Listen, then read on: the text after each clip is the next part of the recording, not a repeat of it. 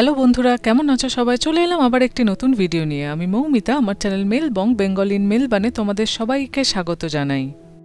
আজকের ভিডিওতে তোমরা দেখবে বৃষ্টিমুখর মেলবানে আজকে আমরা খিচুড়ি আর কষা কষা ডিমের কারি বানিয়ে খেলাম।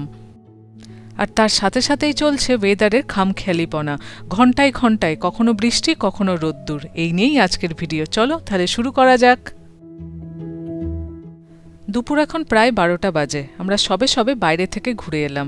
আজকে সকাল থেকে আকাশের মুখ ভার। আগে থেকেই জানতাম, ওয়েদার প্রেডিকশন বলছিল আজকে সারাদিন বৃষ্টিই হবে, তো সেই হিসেবে আজকে প্ল্যান করেছিলাম যে আজকে আমরা খিচুড়িই খাবো দুপুরবেলা। তো আজকে বাজারে গিয়ে বেশি কিছু কেনার ছিল না, অল্প টুকটাক জিনিসপত্র কিনে নিয়ে চলে এলাম।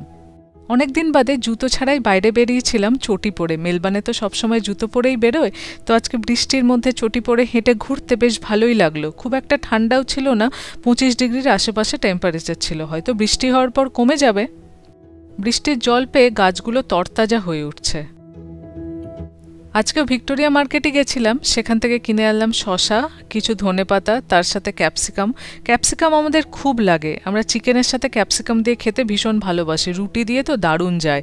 তার সাথে নিয়েছিলাম অ্যাসপারাগাস, একটা ফুলকপি।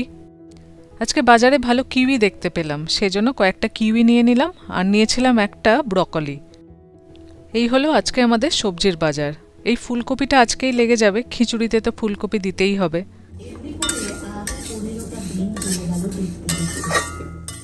প্রথমে মুগ ডালটাকে ভেজে নিচ্ছি। অল্প ভেজে নিলে তো গন্ধটা দারুণ হয়। এরপরে এটাকে প্রেসার কুকারেই দিতে হবে, নাহলে গলতে চায় না। অন্য আরেকটি জায়গায় ডিম সেদ্ধ করতে বসিয়ে দিয়েছি। ডালের মধ্যে অল্প নুন, হলুদ আর তেল দিয়ে দিলাম। এবার এটাকে বসিয়ে দেব। আজকে বহুদিন পর খিচুড়ি রান্না হচ্ছে, আর আজকে ভেবেছি শর্টকাটে রান্না করব, কারণ দুটো রান্না করতে হবে, খিচুড়ি আর ডিমের কষা। ডালটাই সিটি পড়ুক, ততক্ষণ এদিকে কড়াই বসিয়ে দিয়েছি। কড়াইয়ের মধ্যে জিরের ফোড়ন দিয়ে দিলাম, দুটো তেজপাতা দিয়ে ফুলকপিগুলো দিয়ে দিলাম। এবার ফুলকপিটা আস্তে আস্তে ভাজা হতে থাক। আজকে আমরা নিরামিষ খিচুড়ি বানাচ্ছি, চিনি গুঁড়া চাল দিয়ে বানাবো। মানে আমাদের পশ্চিমবাংলায় যেটাকে গোবিন্দভোগ চাল বলে, সেই রকমই একটি চাল, যার নাম চিনি গুঁড়া। এই চালেরও কিন্তু খুব সুন্দর গন্ধ এবং বাংলাদেশি দোকানে পাওয়া যায়।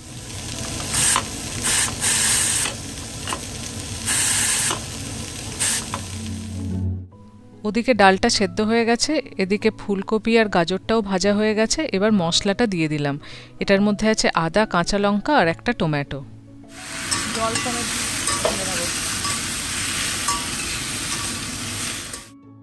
এই দেখো, 4টে সিটি দেওয়ার পর ডালটার অবস্থা এই রকম হয়। এখানে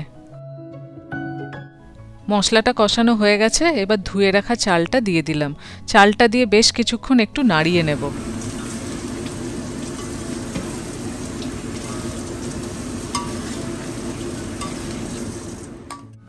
চালটা দিয়ে বেশ কিছুক্ষণ কষিয়ে নিয়েছি। এবার গরম করে রাখা জল দিয়ে দিলাম।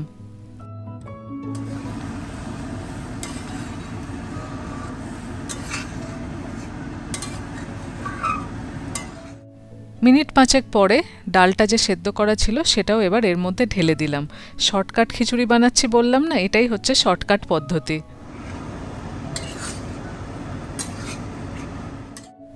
খিচুড়ি এখন চাপা দিয়ে দিয়েছি, চলে এসেছি ডিম কষা বানাতে। ডিমগুলো আগেই তো সেদ্ধ করে রেখে দিয়েছি। কড়াইয়ের মধ্যে তেল নিয়ে তাতে অল্প করে হলুদ গুঁড়ো দিয়ে দিয়েছি। এবার তার মধ্যে আলুগুলো দিয়ে ভেজে নেব, তাহলে আলুগুলোতে খুব সুন্দর একটা রং হবে।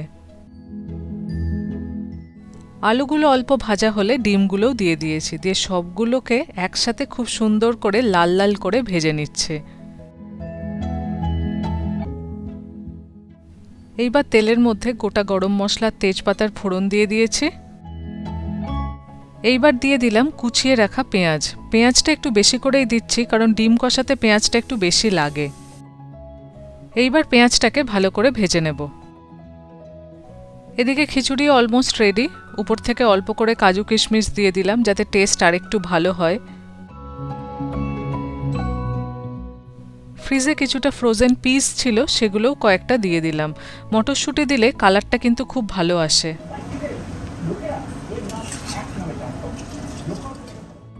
পেঁয়াজটা ভাজা হয়ে গেছে, এবার আদা রসুন পেস্ট দিয়ে দিলাম। যে কোনো ধরনের কষা রান্না, সে ডিম কষাই হোক কিংবা মাংস কষা, বানাতে কিন্তু অনেকটাই সময় লাগে। এই যে আস্তে আস্তে অল্প আঁচে মশলাটাকে কষাতে হবে, অল্প অল্প করে জল দিয়ে কষিয়ে কষিয়ে কষিয়ে ব্যাপারটাকে যে একটা সুন্দর বানাতে হবে, এটা কিন্তু বেশ খানিকটা সময় সাপেক্ষ। আদা রসুনের পরে টমেটো দিয়ে কষানো হয়ে গেলে জিরে গুঁড়ো, ধনে গুঁড়ো এগুলোও সব দিয়ে দিলাম। এরপর রঙের জন্য হলুদ গুঁড়ো আর কাশ্মীরি লঙ্কার গুঁড়ো দিয়ে দিলাম। কাশ্মীরি লঙ্কার গুঁড়োটা একটু বেশি, তাহলে বেশ রগরগে দেখতে হবে।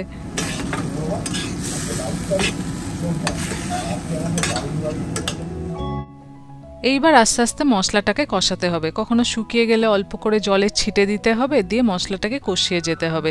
এদিকে ঘুগনি প্রায় রেডি হয়ে গেছে। উপর থেকে একটু গরম মশলা দিয়ে দিচ্ছি, আর কিছুটা ঘিও দিয়ে দিতে হবে।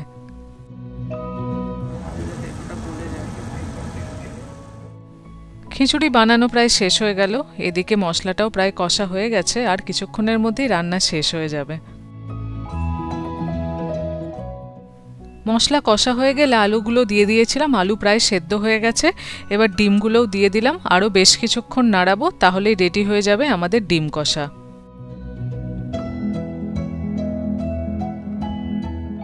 আমাদের রেডি হয়ে গেছে। উপর থেকে গরম মশলা দিয়ে দিলাম, আর দিয়ে দিচ্ছি বেশ কিছু ধনেপাতা।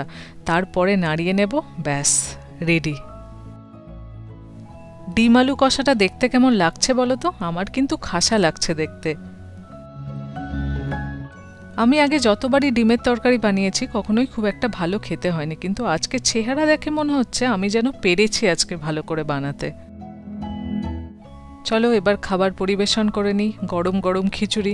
আমি এবার খুব একটা গরম খিচুড়ি খেতে পারি না, আমাকে খিচুড়িটা বেড়ে নিয়ে কিছুক্ষণ ওয়েট করতে হবে।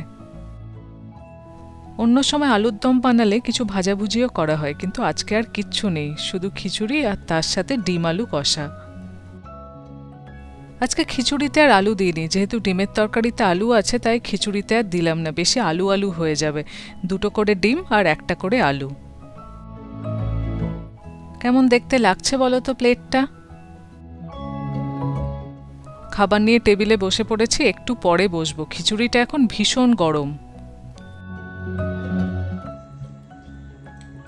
কেমন লাগছে খেতে?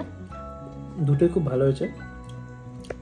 ডিমটা তো বেশ ভালো হয়েছে, আর এদিকে খিচুড়িটা বেশ। খিচুড়ির কালারটা আজকে ভালো হয়নি, তাই না? একটু কিরকম ফ্যাকা ফ্যাকা লাগছে। না না, হলুদ হলুদ আজকে। অনেকটা সেদ্ধ চালের খিচুড়ি টাইপের যে ফিলিং হয়, আজকে অনেকটা ওই রকম হচ্ছে। ভোগ খিচুড়ি না, সবজি দিয়ে সেদ্ধ চাল যেরকম হয় খিচুড়ি, এরকম একটু বেশ অতটাও রিচ হয় না। না, ঘরে খাওয়ার জন্য ভালো। এটা এখনো ভালোই গরম আছে। মোটের উপর একটা দারুণ খাওয়া দাওয়া হলো। খাওয়া দাওয়ার পর খাবার দাবার গুছোনোও হলো। যতক্ষণে খাবার গুছোলাম, বাইরের ওয়েদার দেখো, বৃষ্টি থেকে কিরকম সুন্দর একটা নীল আকাশে পরিণত হয়েছে। কি আর বলবো, মেলবার্নের ওয়েদার ক্ষণে ক্ষণে বদলায়। উল্টো দিকে রাস্তায় দেখো জল প্রায় শুকিয়েই যাচ্ছে। তাহলে কি হলো বলো তো? খিচুড়ি খেয়ে কোনো লাভ হলো যদি এরকম রোদই হয়ে যায়? মেলবার্নের ওয়েদারকে কখনোই ভরসা করা যায় না। এখানে একদিনে 4টে সিজন হতে পারে। তার ঘণ্টাখানেক পরেই আকাশে আস্তে আস্তে মেঘ করে তুমুল বৃষ্টি শুরু হলো। মানে এত বৃষ্টি, বাইরে শোঁশো করে ঝড় বইছে মনে হচ্ছে। আমরা সোফায় বসে বসে টিভি দেখছি আর বাইরে ওয়েদারের এই খামখেয়ালিপনা উপভোগ করছি।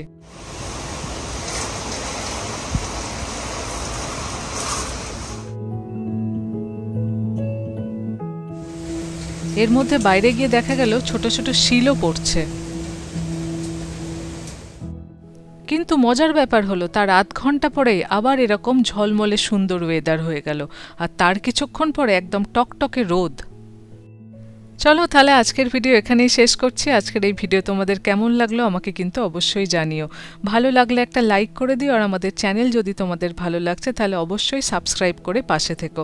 আজ তাহলে আসি, সবাই খুব ভালো থেকো। খুব শিগগিরই দেখা হবে পরের ভিডিওতে। আমাদের রান্নাবাটি নিয়ে আজকের গল্প এই পর্যন্তই। আজ তাহলে আসি, টাটা।